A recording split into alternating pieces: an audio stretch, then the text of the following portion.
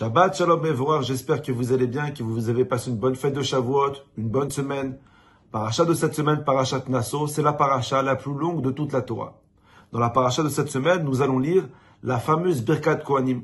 Akadosh Baruch Hu, il demande aux Kohanim et il leur dit comme quoi ils ont le devoir, le privilège de bénir le peuple juif. Et c'est ce que les Kohanim y font depuis des générations. Chaque fois qu'on prie Béminyan, les Kohanim, ils nous font la fameuse Birkat Kohanim. La Torah nous dit comme quoi Birkat Kohanim, elle est composée de 3 phrases. Il y a 3 parties. Première partie, Yevarechecha Hashem veishmerecha.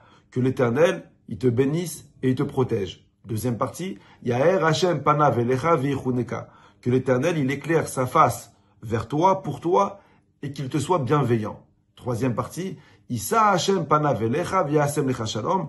Que l'Éternel lève son visage vers toi et qu'il t'accorde la paix. Rashi sur place, il explique de façon fantastique, et j'espère que vous allez bien comprendre, au moins que vous allez, comme ça, on puisse être un Kéli pour recevoir cette bracha qu'on reçoit quasiment tous les jours.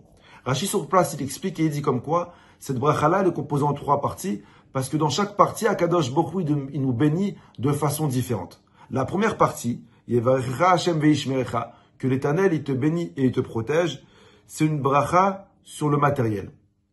Akadosh Baruch Hu, il te bénit. Je vous lis les mots de Rashi. Que tu triomphes sur tes ennemis, que tu aies l'abondance dans ta récolte, que tu aies de la réussite financière, que tu aies une nombreuse descendance, que tu sois en bonne santé, que tes biens, ils se multiplient. Donc c'est une bracha matérielle.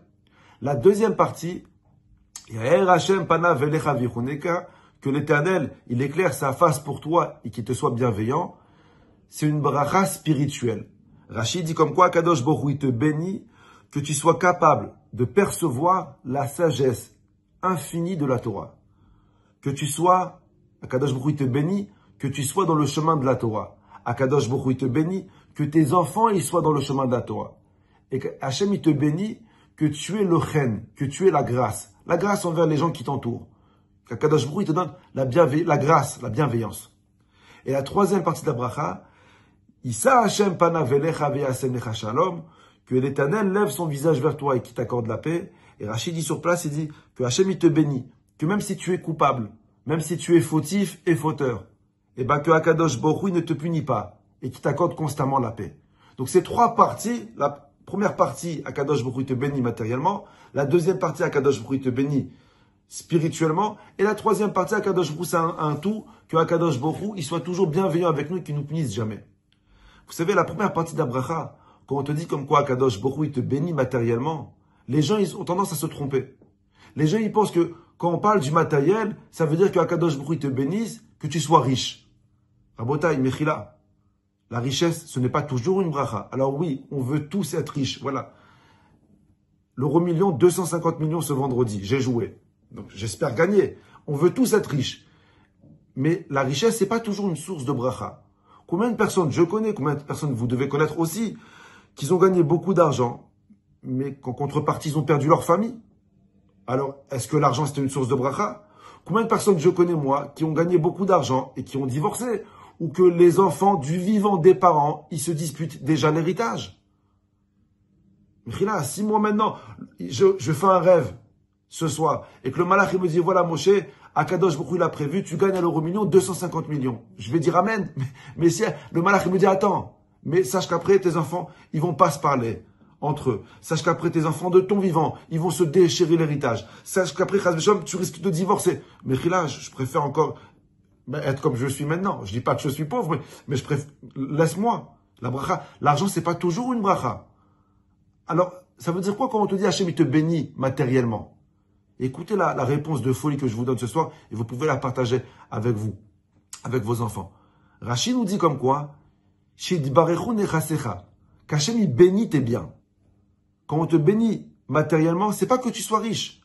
Akadosh Baruch Hu, il ne te bénit pas que tu aies la plus belle maison du quartier. Akadosh Baruch Hu, il te bénit que tu aies la plus belle famille du quartier.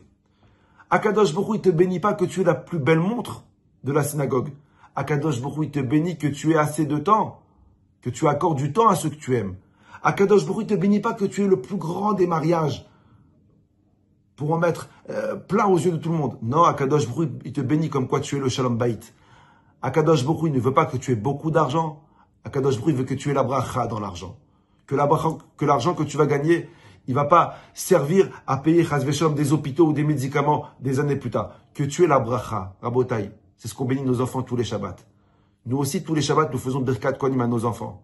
On leur dit Simcha Elohim qui est Ephraim ou qui est Menaché, et on leur fait après Yeverecha Hashem ve'ishmerecha Yair Hashem panav elecha. Qu'est-ce qu'on bénit nos enfants? On bénit nos enfants. Que l'argent qu'ils gagnent, peu importe combien ils gagnent, ce soit une source de bénédiction pour eux.